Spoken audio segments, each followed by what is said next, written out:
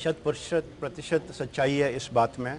पिछले जो एक साल से हम कश्मीर में हालात देख रहे हैं तो जाहिर है कि सरकार शायद इनफेक्टिव है इन अलगाववादी तत्वों को रोकने के लिए।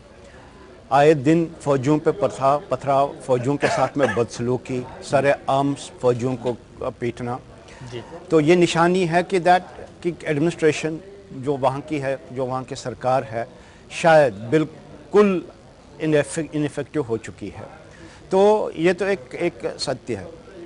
और जहाँ तक कि आजकल के हालात का ये है कि वहाँ पे ये भी लग रहा है कि शायद एक पॉलिटिकल बैंक्रप्सी है वहाँ पे, और जो कि स्वाभाविक है क्योंकि बीजेपी और पीडीपी का जो एक अनहोली अलायंस जिसको बताया गया कि जो कि एक टोटली कॉन्ट्राडिक्टरी अलायंस बनी, उसके चलते तो जाहिर है कि जबकि हिमायत मिली थी, सपोर्ट मिला था महबूबा मुफ्ती को अलगाववादियों से। आपको शायद याद होगा जब मुफ्ती मोहम्मद सईद चीफ मिनिस्टर बने थे, तो सबसे पहले उन्होंने पाकिस्तान और अलगाववादियों को धन्यवाद दिया था कि उन्होंने कश्मीर में इलेक्शन होने दिए।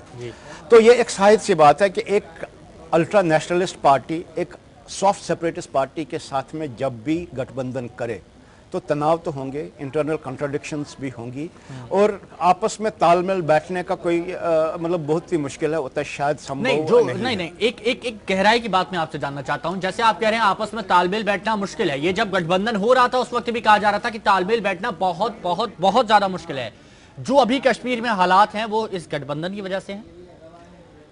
मैं समझता हूं बिल्कुल है।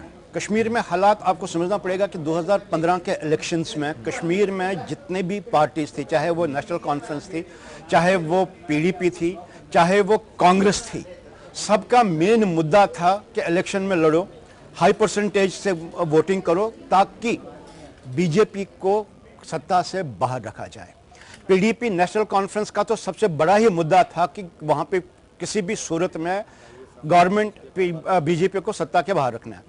और उसके बाद में जब एक फ्रैक्चर्ड एक वर्डिक्ट आता है वहां पे, तो क्या करते हैं कि दो ऐसी गुट जो कि एक दूसरे के विरोधी हैं, जो कि फंडामेंटली एक दूसरे के विरुद्ध पूरे कैंपेन चला चुके हैं, वो आपस में मिल जाते हैं। तो कहीं ना कहीं पे लोगों में ये रोष है, एक साइकोलॉजिकल एक फैक्टर वहां पे प्ले कर रहा है कि हमने तो पूरी कोशिश करी, बढ़ चढ़ के इलेक्शन में पार्ट भी लिया, सेपरेटिस्ट के धमकियों के बावजूद भी लिया, 70% के आसपास में वोटिंग करी, इसलिए करी ताकि बीजेपी पावर से बाहर रहे। और उसके बाद में नतीजा क्या हुआ कि हमने इतना सब कुछ करा और बीजेपी खुद फिर हमारे ऊपर शासक बन के आ गई। तो कहीं ना कहीं जो ये एक साइकोलॉजिकल जो एक फैक्टर है जो कि आमतौर पे कमेंटेटर्स मिस कर जाते हैं, इस फैक्टर में कहीं ना कहीं पे ये काम कर रहा है। और मेरी पूरी उम्मीद है, पूरी मेरी मतलब मैं बड़े दावे के साथ मैं कह सकता हूं कि हालात तो ये नहीं कि यही एक वजह है कि हालात खराब होगी, हालात तो वैसे भी खराब थे, लेकिन अगर बीजेपी शायद जम्मू कश्मीर की सरकार में ना होती